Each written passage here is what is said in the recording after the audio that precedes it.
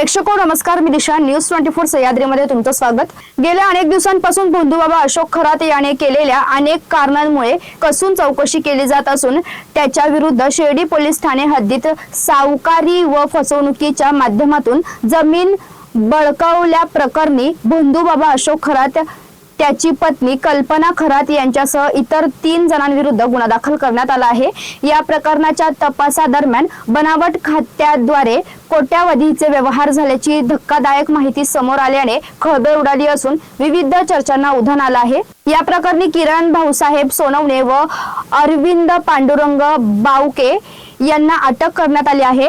मुख्य आरोपी अशोक खरात हा नाशिक येथील अन्य गुन्ह्यात आधीच अटकेत आहे, तर कल्पना खरात व अशोक तांबे हे दोघे फरार असून कल्पना खरात यांच्या विरोधात लुकआउट सर्क्युलर जारी करण्यात आले आहे.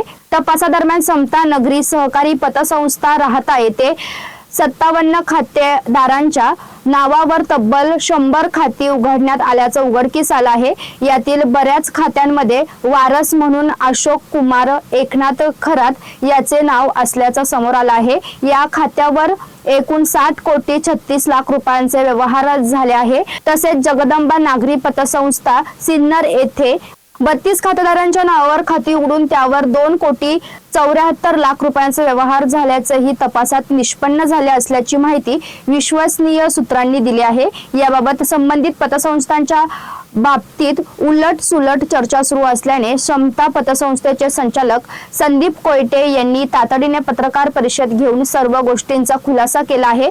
कोयटे म्हणाले, समता पतसंस्था महाराष्ट्रातील अग्रगण्य प्रगतीपथावर असलेली पतसंस्था आहे. 31 मार्चला समता पतसंस्थेला शिर्डी पोलिसांचे पत्र प्राप्त झाले. काही खात्यांची माहिती मागवली, ती आम्ही दिली. कॅप्टन अशोक खरातचे देखील खाते समता मध्ये असल्याचं त्यावेळी आम्हाला कळले. प्रत्येक खात्यांची KYC केल्याशिवाय समता मध्ये व्यवहार होत नाहीत.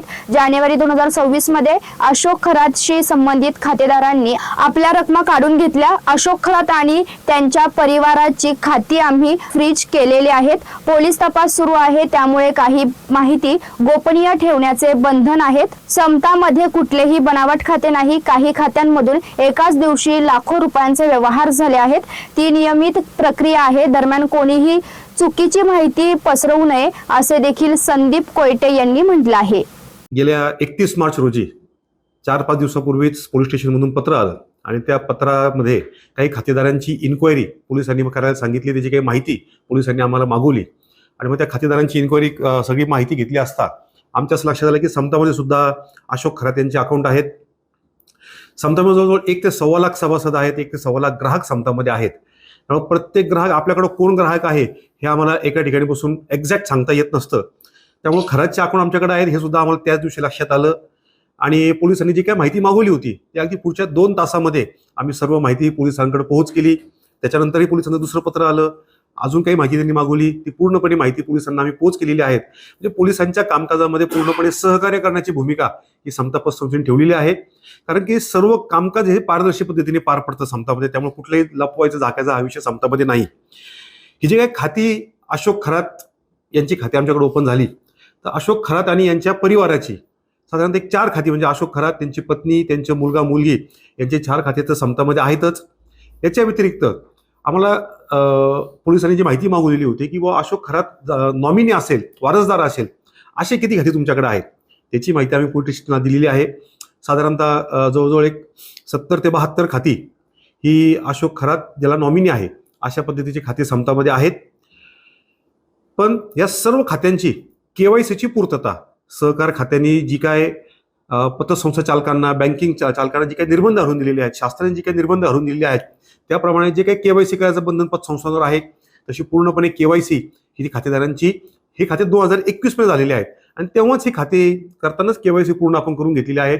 या सर्व खात्यांचं मध्ये जे काही व्यवहार झालेले आहेत हे व्यवहार सुद्धा पूर्णपणे कायदेशीर नियमाप्रमाणे हे सगळे व्यवहार झालेले आहेत.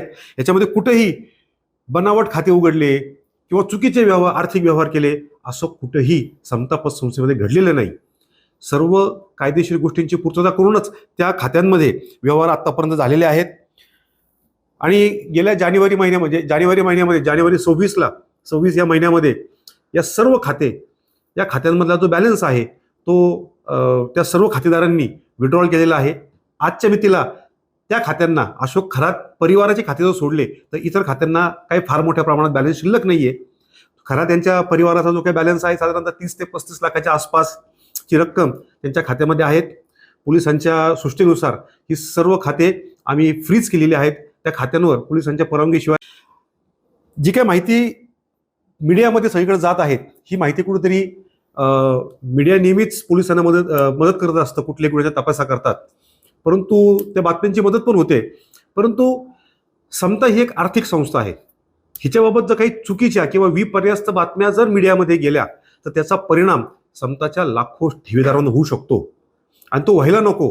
म्हणून आम्ही ही आजची पत्रकार परिषद घेण्याची भूमिका आणि समताची काय भूमिका आहे ती स्पष्ट करण्याकरता आम्ही या ठिकाणी आलेलो आहोत.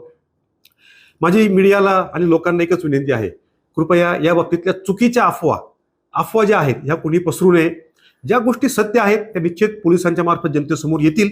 जे काही पोलिस माहिती मागवत आहेत याची पूर्ण माहिती संस्थेच्या मार्फत दिली जात आहे. परंतु विनाकारण कोट्यवधी रुपयाचे व्यवहार झाले, 100 कोटी रुपयाचे व्यवहार झाले, असे काय आम्हाला बातम्या ऐकायला मिळतात. निश्चित तसं काही नाही आहेत. व्यवहार झालेले आहेत, नियमित व्यवहार झालेले आहेत. हे व्यवहार साधारणतः 10 ते 15 कोटीच्या आसपासचे व्यवहार आहेत. म्हणजे एकूण 15 कोटी रुपयांचे हे व्यवहार आहेत. हे कुठेही 100 कोटी 100 या बातमीसोबत आपण इथेच थांबतोय. मात्र तुम्ही पाहत राहा News24 सह्याद्री. कॉंग्रॅच्युलेशन्स वहिनी, बाळ झाल्याबद्दल. पण मी ऐकलंय डिलिव्हरी फार क्रिटिकल होती. आता ठीक आहे ना सगळं? अगं होता थोडा प्रॉब्लेम, पण स्त्रियांच्या आरोग्याची संपूर्ण काळजी घेणारं मातृसेवा होतं ना साथीला. सगळं सुरळीत झालं. किशोर वयापासून ते रजोनिवृत्तीपर्यंत स्त्रीच्या आरोग्याची संपूर्ण काळजी घेणारं अहमदनगरमधील पहिलं स्त्री रुग्णालय Matruseva women's hospital, obstetric ICU. किशोरवयीन आणि विवाहपूर्व समुपदेशन, गरोदर माता तपासणी आणि प्रसूती, पहिल्या सिझेरियन नंतर नॉर्मल डिलिव्हरीची सोय. मातृसेवा विमेन्स हॉस्पिटल, सक्कर चौक, नवीन टिळक रोड, अहमदनगर. फोन 9850 20 0017.